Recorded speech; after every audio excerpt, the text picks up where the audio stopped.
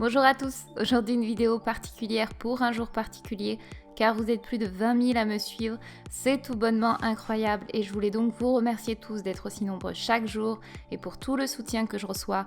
Donc sincèrement merci et j'espère que la suite de théorie vous plaira. Je sais que certains n'ont pas tout compris des dernières vidéos donc ne vous inquiétez pas, je ferai une vidéo récap réunissant et expliquant les précédentes pour que personne ne soit perdu. Du coup, concernant désormais la théorie de cette vidéo, je n'étais pas censée en parler maintenant mais Oda a choisi le bon moment pour parler de la sœur de Momonosuke et la patatras, c'est le drame. Je pensais avoir pris de l'avance en vous publiant le prémisse de la théorie Retour vers le futur pour expliquer le retour dans le passé, le fait que cela soit lié au rêve, à l'illusion, le fait qu'il y ait un lien avec la quatrième arme antique, mais également avec Uranus, Imu, la naissance de Luffy, le pourquoi du comment Nami serait une Di, puisqu'elle est reliée à toutes mes prochaines théories. Mais avec le dernier chapitre, on s'organise autrement et on va essayer de pas trop spoiler les autres parties qui étaient prévues. Mais surtout, même si le dernier chapitre parle du fruit du temps et que je parlais moi du rêve, vous allez comprendre pourquoi tout ça est lié. Et se pourrait qu'en réalité, le fruit du temps ne soit qu'un leurre, et qu'il s'agisse non pas du fruit, mais bel et bien de la quatrième arme antique dont je vous avais teasé le titre dans la dernière partie que j'avais publiée sur les théories des nerfs. Mais vous le comprendrez bientôt avec le titre de la partie 5 que je vais annoncer en fin de vidéo. Donc je vais vous expliquer quand même un minimum pour comprendre pourquoi Nami serait une Di, et peut-être même à la fois la fille d'Oden. Du coup, je pouvais attendre la semaine prochaine le temps de publier les autres théories, mais je me suis dit pour une fois, les 20 000 étaient une belle occasion pour révéler quelques indices de cette prochaine théorie, et commencer à vous donner le début de ma théorie sur Nami est une Di. On va donc découper cette vidéo en 3 parties. La première partie commencera déjà par voir dans ce chapitre ce qui donne et fait écho à mes précédentes théories. La deuxième partie vous donnera les éléments contre le fait que Nami puisse ne pas être la fille d'Oden. Et enfin, la dernière partie expliquera pourquoi elle pourrait être sa fille, et de l'autre vous énumérez certains indices de ma théorie selon laquelle Nami serait une Di. Donc c'est parti!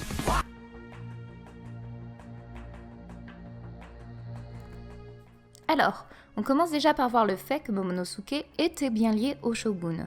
On retrouve cela dans la partie 2 de ma théorie sur le symbole des Kozuki.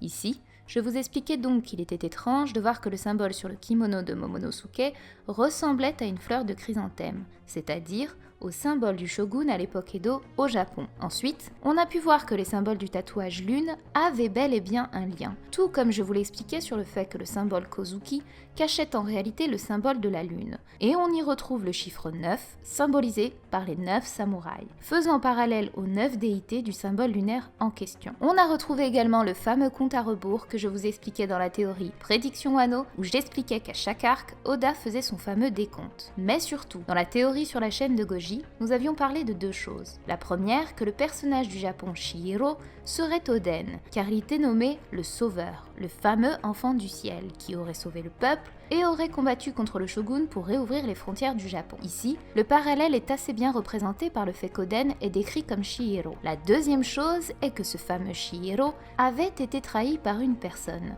et cette personne était le fameux pain. Et désormais dans le scan, Oda fait référence au fait que Kaido aurait anticipé leur plan, ce qui pourrait être un assez bon parallèle avec le fait qu'en réalité, un traître était parmi eux, et pourrait correspondre donc à notre théorie avec Goji, selon laquelle il s'agirait du peintre à l'époque réelle du Japon, soit Kanjuro dans One Piece. Notez malgré tout qu'on soupçonne avec Goji d'autres personnages traîtres, mais je pense qu'on y reviendra plus tard. Désormais, quel est l'intérêt de parler de tout cela? Je vais donc devoir vous donner approximativement 20% de la théorie du pourquoi Nami pourrait être une Di. Tout simplement parce que cette théorie est liée à beaucoup trop de choses comme je vous l'ai dit en début de vidéo. Par conséquent, pour comprendre tout le cheminement qui m'a emmené à penser que Nami était une Di par le passé, n'aurait aucun sens si je venais à tout dire dans cette vidéo. De ce fait, pour moi, Nami était une Di, mais avec ce dernier chapitre, nous pourrions, si véritablement la famille Kozuki sont des Di, et je tiens à préciser, véritablement si la famille Kozuki sont des Di, cela pourrait être lié à Nami, et donc mettre en parallèle le fait que Nami puisse être la petite fille nommée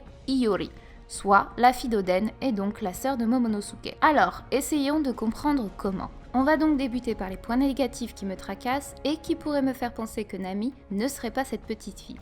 Attention, Ici, je ne parle uniquement du fait qu'elle soit la fille d'Oden et non du fait qu'elle soit une Di. La première chose est évidemment cette image. Nami, étant enfant, se trouvait être un nourrisson. Cependant, dans l'image avec Momo, on a davantage l'impression qu'il s'agit d'un enfant, car quand elle est dans la couverture, ses mèches sur son front sont bien différentes de la petite qu'il y a dans les bras de la supposée mère de Momonosuke. Je dis supposée car je ne pense pas qu'il s'agisse véritablement de la vraie mère de Momonosuke ayant annoncé la phrase de la prophétie. Mais comme l'image est en ombre, il est difficile de se fier uniquement à cela. C'est donc un argument que j'appellerais casse-gueule, c'est-à-dire soit oui, soit non. L'autre chose qui pourrait m'amener à douter est véritablement ma théorie sur prédiction Wano, car en général, Oda utilise la femme guide pour être le personnage lié à l'histoire finale. Le fameux mystère du personnage clé est plusieurs fois lié à la famille royale. Exemple, Dressrosa, Rebecca, Kyros et Violette. Ici, nous avions donc Kyros transformé en jouet, Violette fausse infiltrée liée à la famille royale, et Rebecca cachée de son casque. On découvre finalement que Kyros est le père de Rebecca et que sa belle-sœur est en réalité Violette. On retrouve la même chose avec Vivi qui était la femme guide et se trouvait être infiltrée chez Crocodile alors qu'elle était en réalité la princesse d'Alabasta. Et ainsi de suite. Par conséquent, si je devais suivre ce plan habituel, cela signifierait que le lien du clan Kozuki se ferait à travers soit Otama, soit Kiku. Sachant que Kiku, comme je l'avais expliqué, était la traduction du chrysanthème, soit l'emblème du shogun à l'époque Edo. Cependant, comme l'arc Wano est en parallèle à celui de Rêverie, il est possible qu'Oda y fasse quelques modifications, comme avec le fait que Luffy n'affronte pas le shogun, mais qu'il relègue cela à son second, c'est-à-dire Zoro, et que lui combatte le Big Boss, soit Kaido. Donc, je dirais qu'il faut garder ces points-ci en tête, et qu'à travers l'avance des scans, je pourrais voir si je peux totalement bannir la théorie Nami égale fille d'Oden, ou si, au contraire, d'autres indices dans les prochains chapitres vont dans ce sens, car nombreuses sont déjà les preuves qui pourraient appuyer le fait que Nami pourrait être cette fameuse enfant.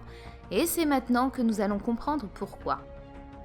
Tout d'abord, Chihiro, le personnage du Japon que nous comparions avec Goji à Oden dans One Piece, se faisait appeler enfant du ciel, l'enfant céleste. Mais maintenant, traduisons le nom de Hiyori, la fameuse fille d'Oden. Un de mes abonnés, Anthony, connaît bien le japonais et a pu me traduire exactement la signification de Hiyori. Selon lui, Hiyori s'écrit avec les kanji de météo, mais ne se prononce pas comme il se devrait, à savoir Biyori. Elle a d'ailleurs la particularité d'être l'un des rares personnages à avoir son prénom écrit par des kanji. L'important de tout ça est donc la signification du prénom Hiyori, soit donc la météo.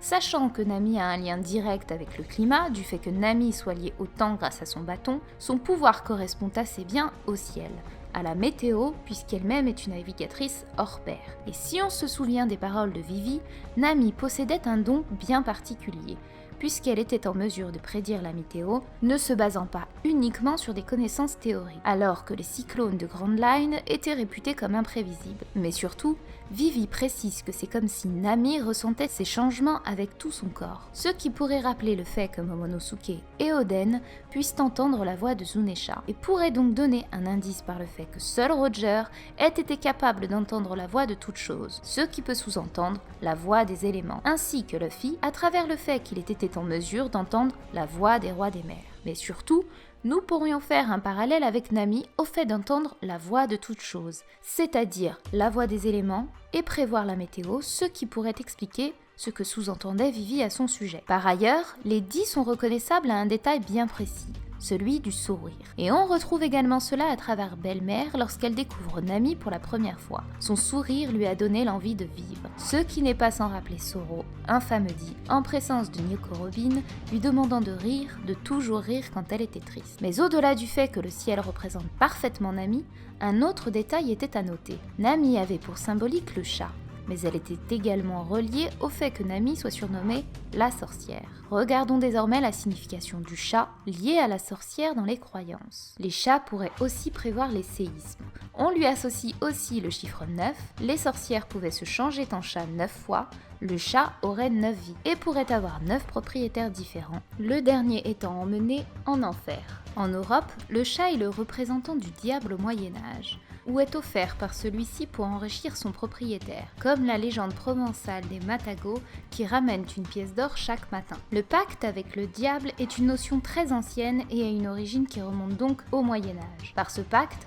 la sorcière était censée conclure un contrat obligeant le diable à fournir la richesse et des pouvoirs magiques à la sorcière en échange de sa soumission et son âme après sa mort. Les sorcières acceptaient alors de rejeter la foi chrétienne et d'être baptisées par le diable qui appliquait une marque sur la sorcière. Le fait que Nami ait été désignée par Oda comme suédoise est un élément important, puisque cela se relie au fait que selon moi, Nami est une place primordiale dans l'arc Elbaf, car la Suède étant liée à la mythologie scandinave ferait un parfait parallèle à Elbaf et donc à Nami. Mais je vous expliquerai tout ça dans les prochaines théories avec le rôle de Nami. L'important ici est que le Moyen-Âge est une période très importante de la mythologie scandinave, et que lorsque l'on regarde la signification du chat et de la sorcière au Moyen-Âge, tout prend alors sens, l'alliant ainsi par le fait que les dix sont considérés comme des démons, et la pièce d'or rappelant Nami qui aime l'or. De plus, nous sommes actuellement dans un arc représentant le Japon. Et quand ils arrivent à Wano, le paysage est très particulier, puisqu'Oda fait référence à la célèbre vague durant la période Edo,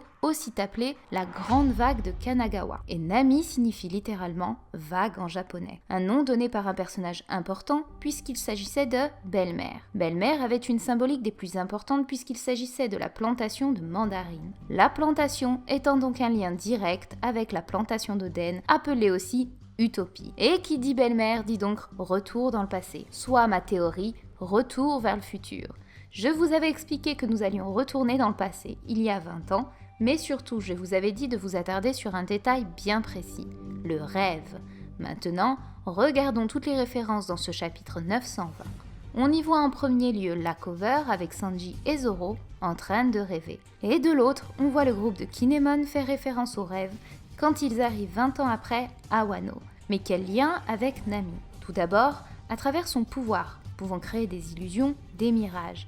Exactement le mot que j'avais employé dans ma théorie précédente pour la définition du mot utopie. Mais l'indice qui va suivre est un des plus importants de cette théorie. Et pour cela, il faut remonter loin, très loin, au chapitre du passé de Nami, celui où Belle-Mère découvre Nami pour la première fois. Et devinez quel titre Oda a choisi pour expliquer le passé de Nami 20 ans plus tôt? Les prémices d'un rêve. Le rêve faisant donc, comme je l'expliquais dans la théorie, retour vers le futur, au passé des personnages et au rêve. Par ailleurs, sachant qu'Oda a caché une chose dans ce chapitre qui est totalement en corrélation avec le fait que Nami soit une Di, mais patience car nous y reviendrons en détail dans mes théories finales d'Ener. Si nous revenons donc dans le passé de Nami, on comprend alors que ce fameux chapitre contenant le mot « rêve » dans son titre nous raconte l'histoire de Belle-Mère ayant trouvé Nami enfant. Mais désormais, regardons un autre détail. Cette image n'apparaît que dans l'anime, mais on peut y apercevoir un samouraï et les rayures rappelant celles de Wano qu'Oda a pu représenter à travers le personnage aux côtés de Crocus. Cependant, prenez cela avec des pincettes car cela reste l'anime malgré tout. Dans ce même chapitre, Belle-Mère découvre donc Nami bébé, enroulée dans une couverture, de la même manière que l'on peut voir Iori dans les bras de sa mère. De plus, si on regarde attentivement l'image de Kuri, Oda met en évidence Nami. Lorsqu'Oda fait un zoom sur l'histoire de Kuri, Nami est surprise en appuyant cela avec un point d'exclamation et d'interrogation. Désormais, revenons à ma théorie retour vers le futur. Et souvenez-vous de la fameuse cover des horloges.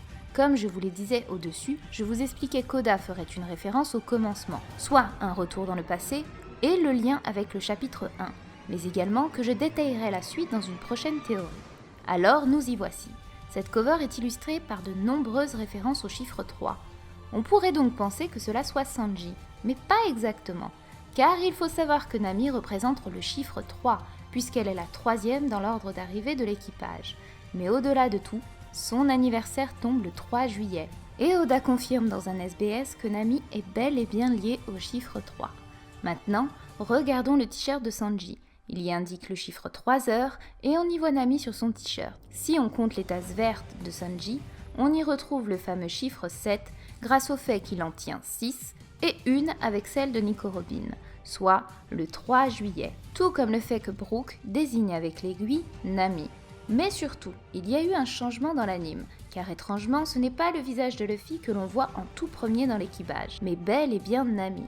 Ce qui ferait donc écho entre le fait que Nami soit le chiffre 3 sur ses horloges et le parallèle du chapitre 1. Et dans un SBS, un fan a demandé si les Mogawara étaient une famille, quel membre serait à quelle position dans celle-ci. Et Nami était considérée comme la fille. Ce qui pourrait donc signifier que Nami pourrait être la fille d'Oden et la sœur de Momo. C'est désormais la fin de cette théorie. Comme je vous l'ai dit, cette théorie n'est que 20% de ce qui justifie le pourquoi du comment j'en suis venue ici. Et pour comprendre, il faudra attendre la fin des théories des nerfs car malheureusement vous n'allez pas comprendre comment j'en suis venue ici. Mais vous pouvez me faire confiance, je ne me lancerai jamais dans une théorie aussi importante si je n'avais vraiment pas la conviction et des arguments solides pour émettre l'hypothèse qu'elle soit une die. Soyez juste patient et vous pourrez au moment des 15 théories juger des arguments.